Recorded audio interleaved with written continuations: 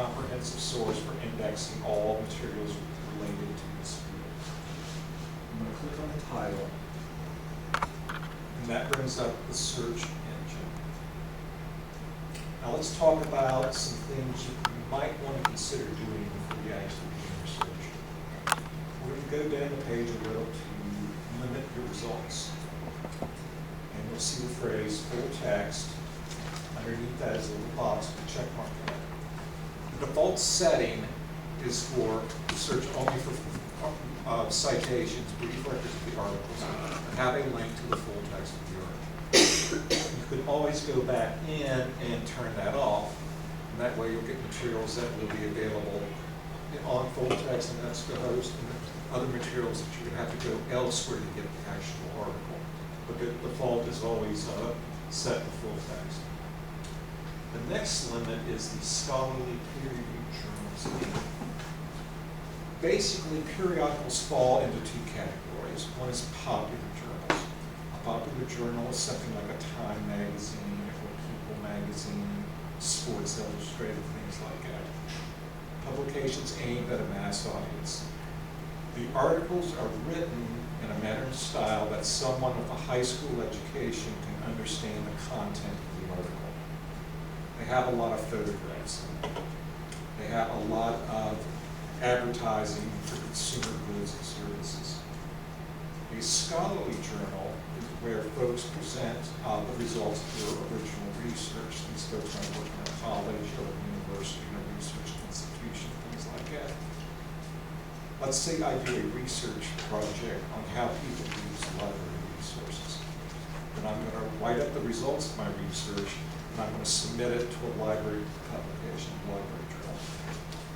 Other librarians, other experts in this field will examine how I did my research, how I collected my data, how did I interpret my research results. They're not necessarily going to agree or disagree with my findings of my research. They want to make sure that I conducted the research in sound scholarly fashion. After that, it has been published in a research journal.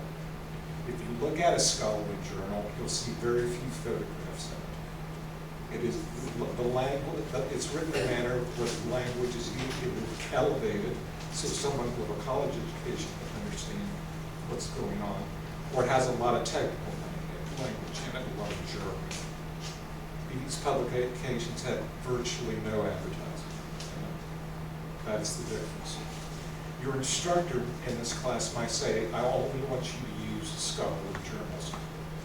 In EBSCOhost, you can go to this limit, click in the box, and there's scholarly peer-reviewed journals. And that tells EBSCOhost, limit my search to just scholarly journals. I'll show you one more limit that your instructor might ask you to do.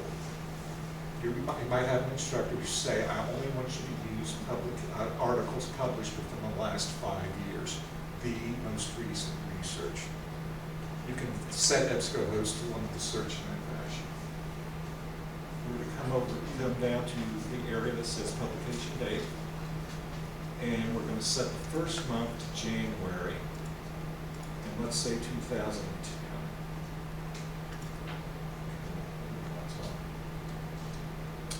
Then we'll set the closing date as August 2016.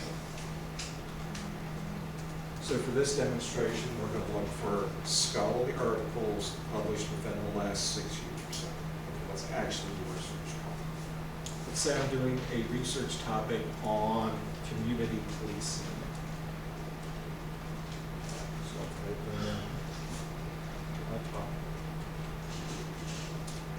Double check the spelling, and click on search.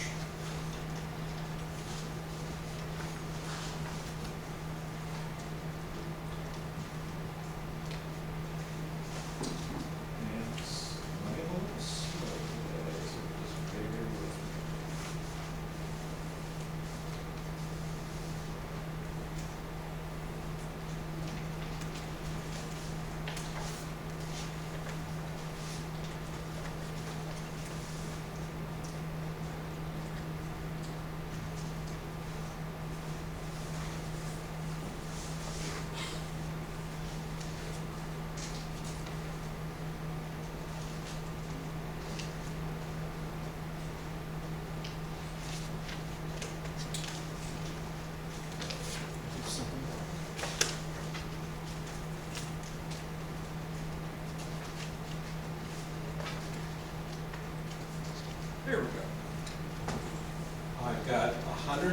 4 articles that meet my search criteria.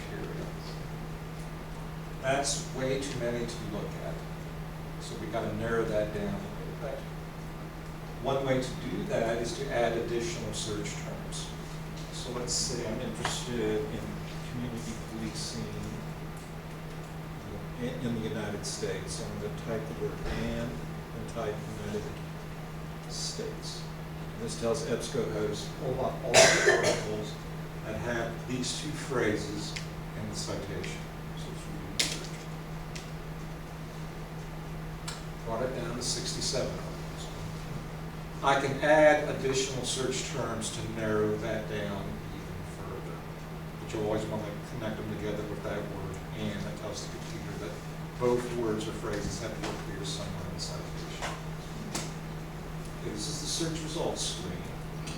You're going to get the title of the article, authors, the name of the journal in which this originally appeared, and publication information. Go down to the bottom of the search results page. You'll see a series of numbers and the word next to previous, so you can browse back and forth in your search results. Most of the articles in this database will be in PDF files, which is a convenient file format to handle. You might see some articles that are in a format called HTML full text. In this particular search, those articles do appear, so we'll stick to PDF files. To display a PDF of article, you click on PDF full text. It pulls up the reader, and there's the text of your article. Once it's displayed, you can either read it online, or you can come over here to the right to this toolbar to print it off, or to email it to yourself. You can also come over here to the toolbar here on the left and download that to a storage device. That way you can read it later. Now, one slick little feature that EBSCOhost has is this. Back over here to the right to this toolbar. And there's a little icon that looks like a yellow piece of paper. I'm hovering over it now. And it's pulling up the word cite. I'm going to click on that. This will display the citation formats for this article. I use APA 3 plugins. Yes. Yes. There's the APA format for this particular article. All you need to do is cut and paste that into your bibliography. It saves you a couple of steps in running the computers. To go back to the search results page, click on search results list. And you can go and continue browsing through your articles. That's how you use criminal justice abstracts on EBSCOhost. Any questions, comments, concerns?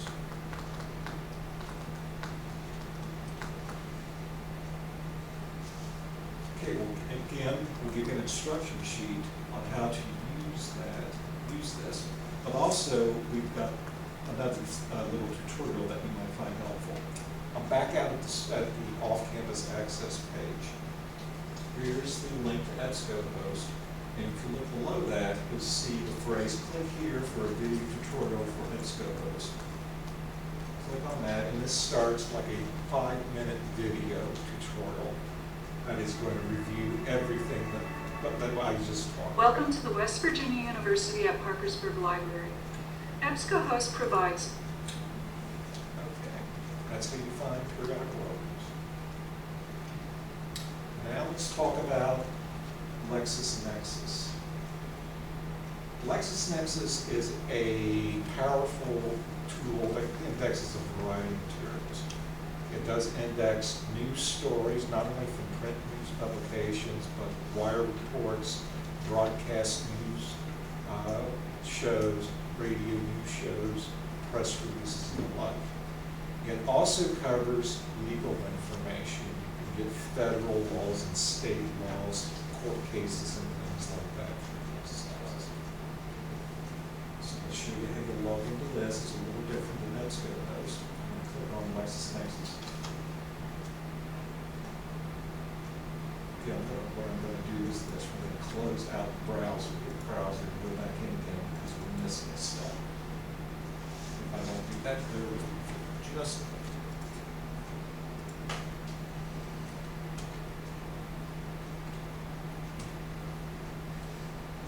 Okay, go back to the Hupp College's homepage, go back to the library, go back off its access. And let's try getting into LexisNexis again. This is the step I want to show you. The first step in getting into LexisNexis is to log into the local computer network, the WVUP computer network. It's asking me for a username and password.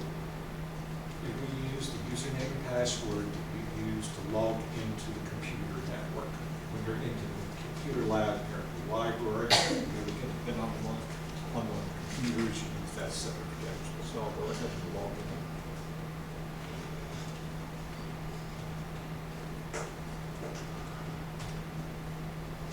And we are in. This is their search engine. So let's go ahead and start. Let's type in our search terms. Community. Lisa. Type it correctly. And run our search.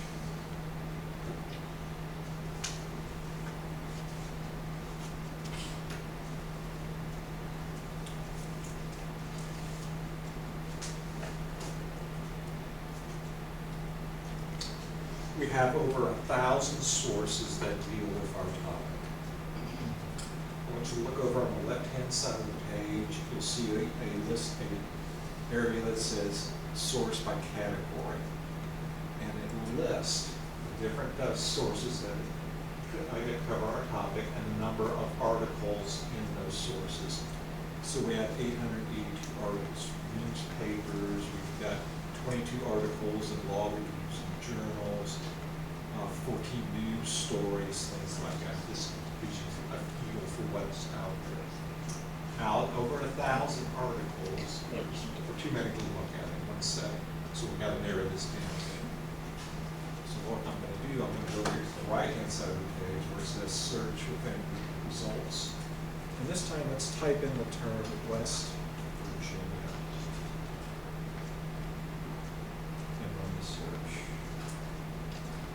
And we've got 2 articles that deal with this topic. Sometimes you can be too specific with your search terms and you're not going to find very many results. And where these come from? An article from a law review and an article from a newspaper. And the newspaper is the Register Herald from Denver that way. Okay, the first thing we get on the results page are the brief records that give us the title of the article and the source. To display the text, you click on the title. And there's that text of the article from that newspaper. Once it's displayed, you can come over here to the right,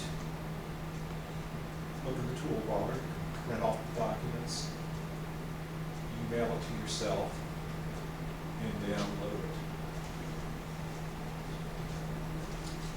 Now, hovering over a icon that says export bibliographic references, I click on that. And I'm going to go down. So tell me that you can export the references for these documents. So I'm going to come down here to export type. And I'm going to pick the option display bibliographic information in the window. So let's select that option and click on export. And there is the MLA citation format for this particular article. Now they put this disclaimer on this that it might not, the citation might not be accurate. This is a case where you should double check yourself by pulling up the appropriate citation manual, making sure you're citing. That's how you use LexisNexis.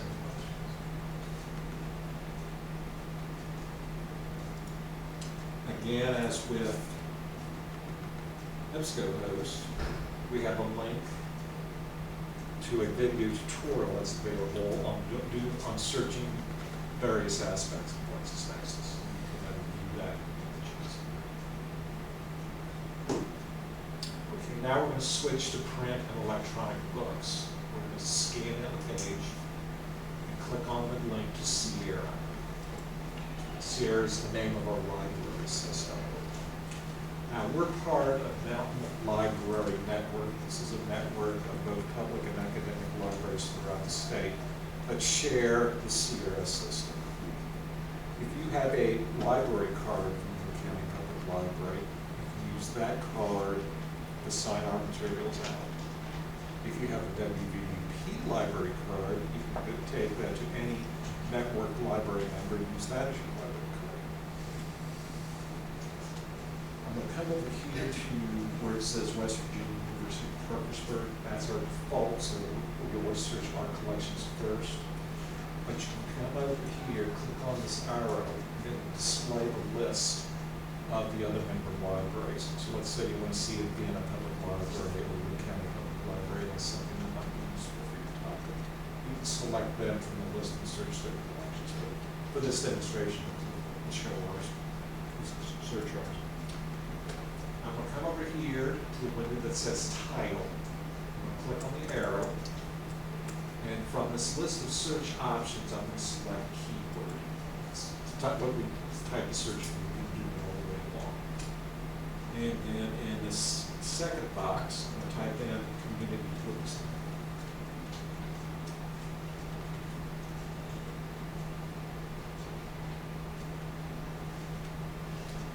And let's see what we have in our collections on that topic. We've got 66 items. So that's quite a bit. Let's look at this first record here. We get the title of the book, author, and publication information. Look over here to the right. You'll see this icon that says ebook. That's an electronic book. I can go from this record and directly to the electronic book and health steps. We'll click on the title. And we get the full record for this item, which gives you complete publication information, subject headings, and the like. Now you see there in the center of the screen where it says connect to WVU Parkersburg's patrons. Click here, I'm going to click on that link. And it takes me into the eBerry ebook collection.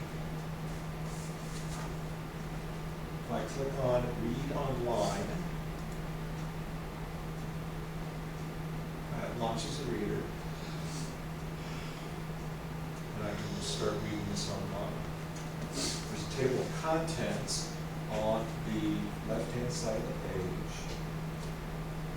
I can click on a chapter heading, and it'll take me to the first page of the chapter.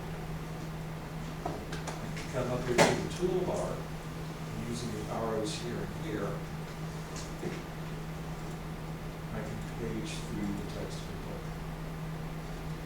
I'm going to go back a couple steps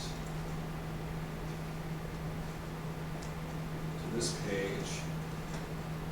And it gives me, it gives me the option where I can download this book to my computer. You can download this for 2 weeks. In order to read the book online, you need to install a piece of free software on the computer. Go to the Adobe website and download Adobe Digital Reader. Do that once, put it on your computer, and you'll have to do that again. If you're doing this from off campus, you'll need a WVUP library card number to download the book. You will a library card free of charge. But you'll get a series of prompts that will tell you what to do to download the text. Again, you'll have it on your computer for 14 days. After 14 days, it'll vanish. Let's go back to the steps. We're back to the catalog. We're back to the search results. Let's look at item 2. It gives us the brief citation to the book. Under that, if you have the phrase copies and the words location, call number, status, and message. This tells you this is a print book. The location is the main stacks of the library. You'll use the call number to locate the book in the summons. You can sign that book out for 4 weeks. You can renew it for an additional 4 weeks. To renew print books, you don't need to bring them back to the library. You can just stop by the front desk or you can sit down and call. That's how you use the catalog. That's how you locate both print and electronic books. Any questions? Okay, one last thing. We're going to show you how to search the eBury database as a standalone database. Oh, before we do that, we do have a video tutorial on Sierra. Again, it's about 5 minutes long. Watch that. It basically covers everything that I just covered. Okay, let's go back up to eBury. Like Nexus Lexus, the first step to getting into eBury will be logging into the computer network. You go get into it. You get that prompt that we showed you for LexisNexis. Nexus, where that's going to be username and password. This is their search page. Let's do a simple search for community policing.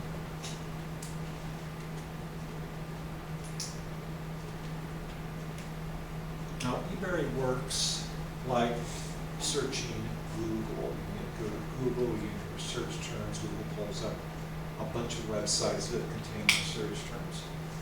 eBury looks for your search terms anywhere within the actual text of the book. That is why we pulled up over 20,000 documents, because it's just pulled up everything that has both words, community policing in it. We need to narrow that down a little bit. eBury has kind of a slick way of doing that. Here toward the top of the page, it'll give you a series of search terms. These are subject headings or tags. You've probably seen tags when you're looking at websites on the web. It's a way of doing a subject search for the ebook or for the website. For what we look at the list, and there is a subject heading for citizen participation in policing. So I'm going to click inside the little box next to that. Click on search. And that narrows it down to 55, which should be deal directly with our topic. That's a real advantage of the network. First thing you'll get on the brief records is the title, author, and publication information for the book. Scan down to the bottom of the page. You'll have search result page numbers that you can use to browse through the search result pages. To read the book, click on its cover.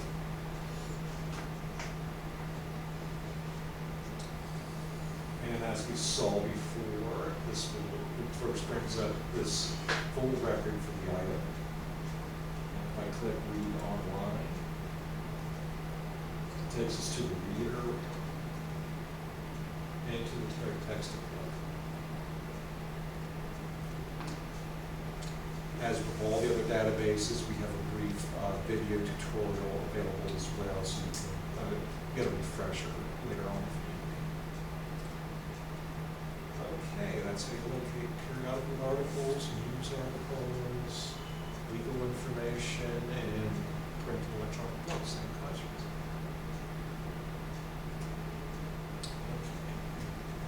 Okay. Let's go ahead and pass these out. 4 of the sheets deal with the databases that we covered. The white one is just a general information sheet about the library.